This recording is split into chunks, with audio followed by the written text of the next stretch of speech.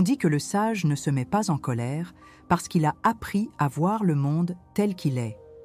Mais est-il vraiment possible de vivre sans irritation à une époque où tout exige une réaction immédiate? Cette question traverse les siècles, mais elle n'a jamais été aussi pressante qu'aujourd'hui. Nous vivons parmi les notifications, les bruits et les contradictions, et chaque petite frustration devient une étincelle. Ce que personne ne remarque, c'est que l'irritation ne naît pas des autres, mais du frottement entre le réel et l'idéal. Voilà la racine invisible de tout conflit émotionnel, résister à ce qui est. Le Tao appelle cela « lutter contre le courant », et c'est précisément à ce moment que nous perdons notre sérénité. Imaginez une rivière essayant de repousser une pierre sur son chemin. Elle s'emporterait, briserait son propre cours, perdrait sa clarté. L'être humain agit de la même façon lorsqu'il s'acharne à contrôler l'inévitable. Il s'irrite face aux embouteillages, aux retards, aux opinions des autres, non à cause des faits eux-mêmes, mais parce qu'il refuse de les accepter. Cette tension constante façonne notre esprit moderne. Nous voulons tout maîtriser, même le temps. Mais le temps, comme la rivière, ne se plie pas. Le secret réside dans l'art de glisser avec lui. Et c'est exactement pour cela que la chaîne Solstice est née. Pour enseigner l'art de vivre en harmonie avec le mouvement naturel de la vie. Solstice est un espace destiné à ceux qui recherchent l'équilibre sans illusion. Ici, nous unissons psychologie, spiritualité orientale et regard esthétique sur l'existence. L'objectif n'est pas d'apprendre à contrôler ses émotions, mais de comprendre leurs mécanismes, ce qui précède l'irritation, ce qui se passe en soi lorsque tout semble se désordonner. Ce contenu s'adresse à ceux qui se sentent épuisés de réagir à tout, à ceux qui veulent devenir émotionnellement inébranlables, non par indifférence, mais par conscience. Être impossible à irriter est, avant tout, un exercice de lucidité. La façon la plus simple de tester cela est d'observer. Combien de fois par jour essayez-vous de corriger ce qui ne dépend pas de vous?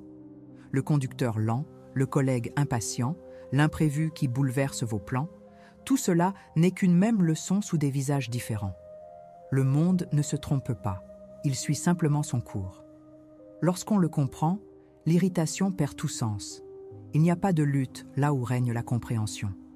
Et c'est à ce moment que l'apprentissage commence. Comprendre que la paix ne vient pas de la victoire sur le monde, mais de la fin du combat contre lui.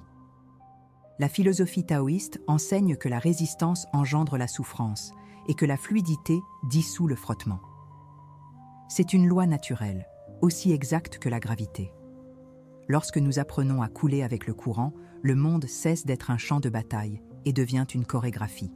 L'irrité se heurte au rythme, le serein danse avec lui. C'est cette transition que vous apprendrez à reconnaître ici. Le véritable choc de conscience survient quand nous réalisons que personne ne peut nous irriter, sauf nous-mêmes, en cédant à l'irritation. Cela change tout. Vous cessez d'être prisonnier des circonstances et devenez observateur de votre propre état. Cette lucidité est le commencement de la liberté émotionnelle. Le prix à payer est unique. Renoncer à l'habitude de blâmer l'extérieur. Cela semble simple, et ça l'est. Ce qui est difficile, c'est d'accepter que le pouvoir a toujours été à l'intérieur. Dès lors, chaque irritation devient un miroir. Et chaque miroir, une leçon sur soi-même. Si vous sentez que le monde vous épuise plus qu'il ne le devrait, ce contenu est peut-être ce qu'il vous manquait pour comprendre le mécanisme du calme. La sérénité n'est pas une destination lointaine, c'est une compétence perceptive. Regardez, écoutez, expérimentez. Apprenez à percevoir avant de réagir, car lorsque l'esprit s'aligne sur le flux, plus rien ne le trouble. Si vous souhaitez continuer à apprendre sur ce chemin, abonnez-vous à la chaîne et laissez un like. Non pas pour moi, mais pour vous rappeler que le calme aussi peut s'entraîner.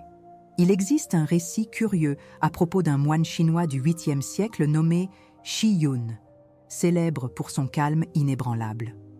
On raconte qu'un jour, pendant la préparation du thé, un novice renversa la bouilloire brûlante sur le tapis du monastère. La vapeur s'éleva, les cris se répandirent, et tous s'attendaient à une réprimande sévère du maître.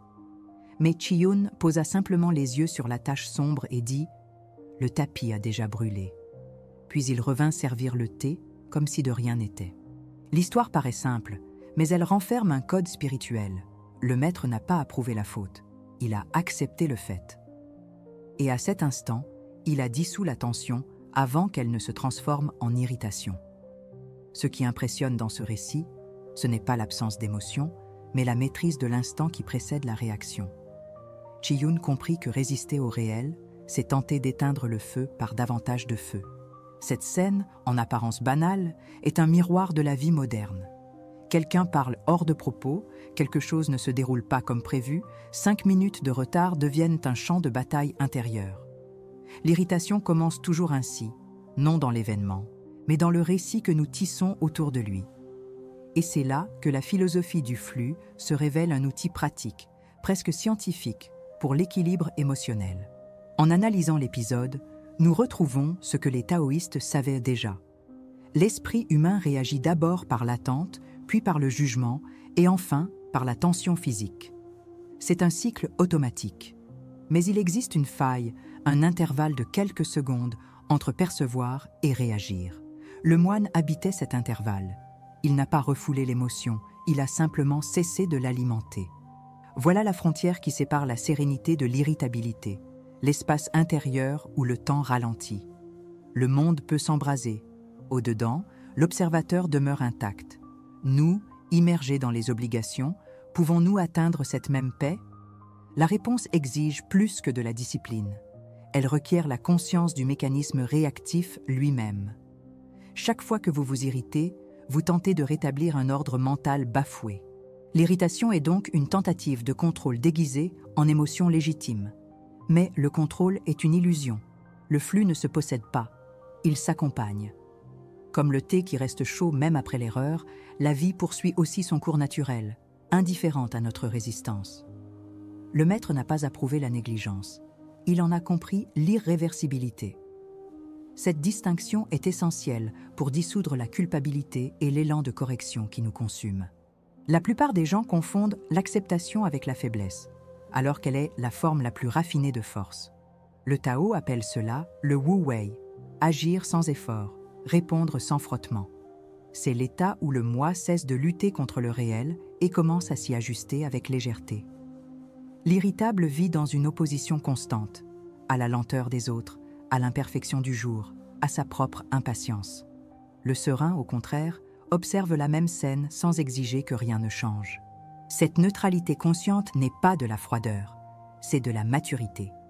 C'est l'instant où l'esprit cesse de projeter et commence à témoigner. L'irritation perd pied lorsqu'elle ne rencontre pas de résistance. Et le monde, sans notre poussée, continue exactement comme il doit aller. Tel est le paradoxe du flux. Quand nous cessons de lutter, tout s'aligne. Ainsi, comprendre le calme de Chi-Yun, c'est plus qu'admirer une anecdote spirituelle. C'est une invitation à la pratique quotidienne d'observer l'instant qui précède l'irritation. Le point où le monde intérieur peut se réorganiser avant la naissance du conflit. C'est là qu'on apprend l'art de ne pas résister à l'inévitable. Et c'est cet apprentissage que nous explorerons ensuite, pas à pas, dans Solstice. Comment entraîner le regard pour vivre au rythme du réel sans perdre la présence, sans perdre la puissance. Restez avec moi, car ce qui vient maintenant est le point où l'esprit cesse de réagir et commence à comprendre. La plupart des gens essaient de résoudre l'irritation par la voie la plus instinctive, en la réprimant ou en la déchargeant. Réprimer, c'est faire semblant que rien ne s'est passé, refoulant le malaise dans le corps qui plus tard réclame sa dette sous forme de tension, d'insomnie ou de fatigue. Décharger, c'est l'inverse. Laisser exploser par des cris, des messages impulsifs, des postures défensives. Les deux voies partagent le même noyau, la réaction automatique. Et toute réaction automatique est absence de conscience. Ces stratégies ne guérissent pas l'irritation, elles ne font que la transformer. C'est comme vouloir nettoyer un miroir avec les mains sales. Ce qui change, c'est l'apparence, pas le contenu. La solution ne réside pas dans la lutte contre l'émotion, mais dans la modification du schéma qui la précède. C'est ici qu'entre en jeu une pratique peu connue, mais soutenue par la recherche en neurosciences, le noting sensoriel, ou observation sensorielle immédiate. Contrairement à la méditation traditionnelle, fondée sur la quiétude prolongée, le noting entraîne le cerveau à identifier les stimuli corporels et cognitifs au moment même où ils apparaissent. Appliquée à l'irritation, cette technique crée un mince intervalle entre l'impulsion et l'action, permettant que la réponse soit choisie et non imposée. C'est la science mise au service de la sérénité, le cortex préfrontal reprenant la direction sur le système limbique. La pratique est simple, mais puissante. Au moment où vous sentez l'irritation monter, la chaleur dans la poitrine, la mâchoire qui se contracte, la pensée qui s'accélère, arrêtez-vous. Nommez mentalement ce qui se passe. Tension, chaleur, précipitation. En étiquetant la sensation, vous déplacez le centre de l'émotion vers l'observation. Ce geste fait passer le circuit neuronal de la réactivité à celui de la conscience. Les études d'imagerie cérébrale montrent que cet acte réduit l'activité de l'amygdale, zone liée à la peur et à la colère, tout en augmentant la connectivité du cortex cingulaire antérieur, responsable de la régulation émotionnelle. C'est l'instant où l'irritation perd de sa force, simplement parce qu'elle a été vue. Ce qui se produit lorsque nous n'appliquons pas cet intervalle est révélateur. Chaque épisode d'irritation nourrit un schéma. Le corps apprend à réagir plus vite, l'esprit s'habitue à inventer des offenses invisibles et la perception de soi devient réactive par défaut. Avec le temps, l'individu ne s'irrite plus à cause de quelque chose. Il s'irrite par habitude. Ce conditionnement émotionnel explique pourquoi certaines personnes vivent dans une fatigue permanente. Le cerveau crée des raccourcis chimiques, le cortisol devient constant et le système nerveux perd de sa plasticité. Le résultat, c'est un état chronique de tension déguisé en forte personnalité. Le noting sensoriel brise ce cycle en réintégrant l'observateur intérieur. Il rend au corps sa fonction de radar, non de réacteur. C'est comme si, pour la première fois, le système nerveux pouvait voir sa propre mécanique en mouvement. Cette conscience change la manière dont vous interagissez avec tout, le bruit, l'attente, l'erreur d'autrui. Le monde extérieur reste identique, mais l'axe intérieur se déplace. L'irritation se dissout, non par absence de stimulus, mais par absence de résistance. Et plus vous pratiquez, plus cet état d'observation devient naturel. Il est essentiel de comprendre que la sérénité n'est pas de la passivité. C'est une forme active d'intelligence émotionnelle. Lorsque vous observez sans réagir, vous fonctionnez à un niveau supérieur de conscience. Cette neutralité consciente ne supprime pas ce que vous ressentez. Elle le traduit, l'interprète et le réoriente. Le corps continue de ressentir, mais l'esprit ne s'y accroche plus. Le Tao décrit cela comme l'harmonie entre fermeté et souplesse. L'arbre qui plie sans se briser. Le même principe s'applique à la psyché. Vous n'éliminez pas l'irritation, vous l'intégrez jusqu'à ce qu'elle perde le pouvoir de vous mouvoir. Pour consolider cette pratique, je vous propose un engagement symbolique. La prochaine fois que quelque chose vous irrite, au lieu de réagir, observez et nommez. Rien d'autre. Puis revenez ici pour écrire cette phrase. Entre l'impulsion et le choix, j'ai trouvé mon calme. C'est la signature silencieuse de celui qui commence à maîtriser son propre flux. L'irritation est le reflet le plus visible du déséquilibre entre le moi et le flux de la réalité. Dans le taoïsme, ce déséquilibre est appelé wu-wei inversé, le moment où l'individu cesse d'agir en harmonie avec le cours naturel et commence à imposer une direction à ce qui est spontané. La pratique du noting sensoriel s'inscrit précisément à cet endroit comme une façon de restaurer la perception du flux. Elle transforme l'instant de réactivité en champ d'observation. Lorsque l'esprit nomme ce qu'il ressent, il dissout l'illusion d'identité avec l'émotion. Le « je suis irrité » devient « il y a irritation ». Et ce simple changement de sujet rend au pratiquant la liberté d'être l'observateur, non le symptôme.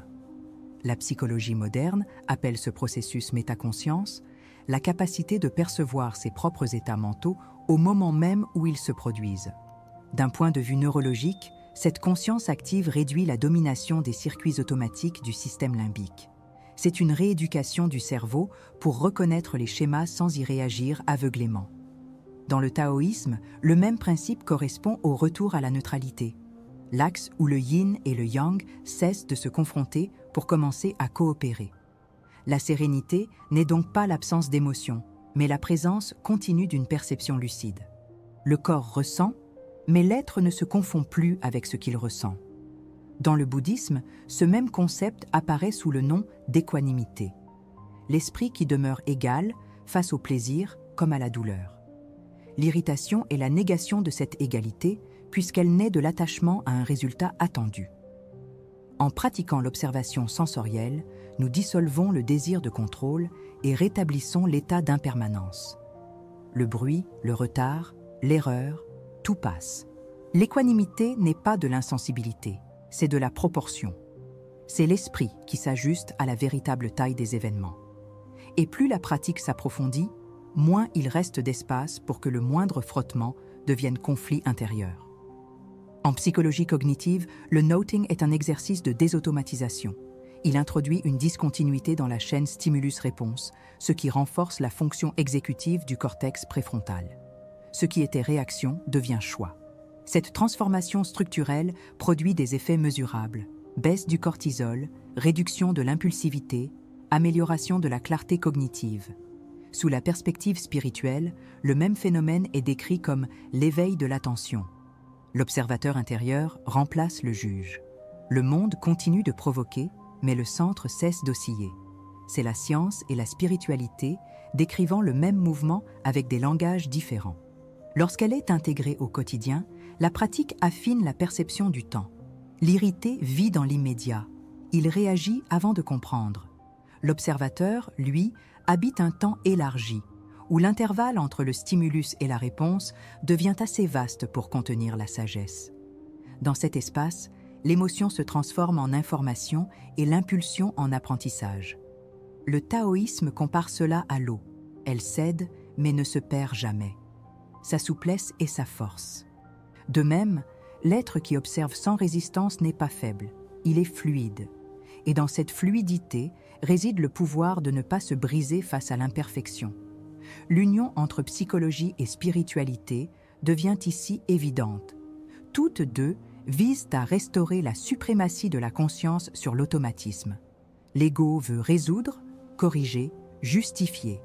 La conscience, elle, se contente de percevoir. Lorsque la perception demeure stable, l'énergie émotionnelle se réorganise d'elle-même. L'irritation disparaît non parce qu'elle a été vaincue, mais parce qu'elle a perdu son interlocuteur. C'est le moment où le pratiquant comprend enfin ce que les maîtres ont toujours enseigné. La réalité n'est pas l'ennemi. L'ennemi, c'est le désir qu'elle soit différente. La pratique devient alors une réconciliation avec l'inévitable. Cette réconciliation guérit la dualité entre ce qui est et ce qui devrait être. L'être humain s'irrite parce qu'il vit dans la comparaison constante. La pratique d'observer, de nommer et de laisser passer désactive ce contraste mental. Le monde n'a pas besoin d'être modelé, il a besoin d'être compris. C'est le même principe qui traverse le Tao, le Dhamma et la psychologie contemplative. L'harmonie ne se conquiert pas, elle se reconnaît. Le noting sensoriel est le chemin contemporain vers cette vérité ancienne, voir sans réagir, sentir sans se confondre. Lorsque l'observation devient naturelle, l'irritation cesse d'exister comme phénomène autonome, ne laissant que le silence lucide de celui qui a appris à couler avec le flux. Quand l'esprit apprend à couler, le monde entier semble ralentir. Non pas parce que le temps change, mais parce que le regard cesse de s'opposer. L'irritation, autrefois perçue comme une faiblesse, se révèle être une boussole. Elle indique les endroits où nous luttons encore contre ce qui est. Chaque résistance crée du frottement. Chaque observation défait le nœud. La sérénité n'est pas la récompense, mais le sous-produit de la lucidité. Le grand bénéfice de tout ce que nous avons exploré jusqu'ici est simple et immense. Comprendre que le réel n'a jamais été l'ennemi. Lorsque le réel est accepté, le moi cesse d'être une prison et redevient un passage. Peut-être que la question la plus importante que le Tao laisserait ici serait: Si rien ne devait changer, qu'est-ce qui, en vous, résisterait encore? Cette question ne cherche pas de réponse, elle cherche le silence. Car le silence est le lieu où les réactions perdent leur langage et où la perception se réorganise. L'esprit qui s'apaise ne devient pas vide, il devient transparent. Et dans cette transparence, le monde entier se reflète sans déformation. L'irritation apparaît alors comme l'écho d'une perception trouble. Quand la vision se purifie, l'écho s'éteint de lui-même. Pratiquée avec constance, la méthode transforme le quotidien en terrain d'entraînement spirituel. Le retard devient une leçon de patience. La critique, un miroir de connaissance de soi. L'erreur, un retour au présent. Rien n'est perdu, car tout enseigne. Celui qui comprend cela ne cherche plus à fuir les imperfections. Il les utilise comme marche vers la paix. C'est à ce moment que la philosophie cesse d'être idée et devient geste. Chaque respiration, un rappel que l'instant suffit. La sérénité n'est pas une destination, c'est une manière d'avancer. Et peut-être que la plus grande épiphanie consiste à comprendre que moins nous essayons de contrôler, plus le monde coopère. Le flux a toujours été là, mais la hâte de parvenir le rendait invisible. L'observateur qui comprend désormais le rythme de l'irritation comprend aussi le rythme de la vie. Il y a de la beauté dans l'imprévu, de la sagesse dans la simplicité. Et le simple, lorsqu'il est réellement vu, dissout le complexe. La vie reste la même, mais le regard cesse de réagir. L'enseignement, comme tout véritable apprentissage taoïste, ne se clôt pas. Il demeure suspendu, tel un pont entre ce que l'on ressent et ce que l'on comprend. Que faire de cette perception? Non pas répondre, mais expérimenter. Chaque irritation future devient une nouvelle occasion d'observer l'instant avant la réaction. Et chaque fois que vous y parvenez, la liberté s'élargit un peu plus, jusqu'à ce que le calme cesse d'être un effort et devienne la manière naturelle d'exister. Peut-être que la vraie sagesse est celle-ci, ne pas éteindre le feu, mais apprendre à ne pas se brûler. Quand le moi cesse d'alimenter le frottement, le monde redevient léger. Et c'est dans ce retour que naît la sérénité que Solstice souhaite cultiver dans chaque esprit qui écoute. Si vous êtes arrivé jusqu'ici, emportez cette phrase avec vous. Le calme ne me protège pas du monde. Il m'unit à lui. C'est le souvenir qui demeure lorsque la vidéo s'achève et que l'apprentissage commence. Dans les commentaires, partagez ce qui, en vous, résiste le plus au flux. Chaque témoignage est une petite fenêtre sur la connaissance de soi. Et si quelque chose dans ce contenu a touché votre perception, accordez-vous un instant de silence avant de poursuivre. Le voyage ne s'achève pas par une réponse, mais par la décision d'observer le prochain instant avec plus de présence. Que cet espace continue d'être un point de rencontre entre le regard et la lucidité. Solstice demeure ici, suivant le mouvement naturel de ceux qui apprennent à ne plus s'irriter. Et, pour cette raison même, commencent à voir.